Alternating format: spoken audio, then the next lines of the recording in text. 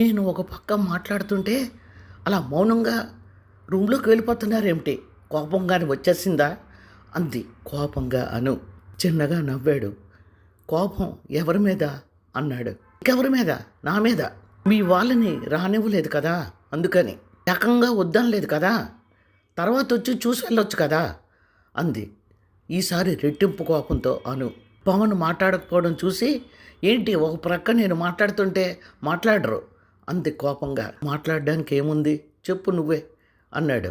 ఏం లేదా అని అంది.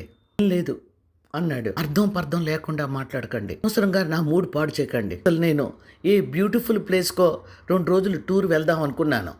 మీ వాళ్ళకం చూసి ఊరుకున్నాను. కనీసం ఇక్కడ కూడా నన్ను ఫంక్షన్ సెలబ్రేట్ చేసుకోకుండా నా మూడ్ పాడు చేయకండి అందే. ఓకే ఓకే, అందుకే నేనేం మాట్లాడటం లేదు అన్నాడు. పీచుకోవడం బాగా తెలుసు, కర్మరా బాబు, కర్మ.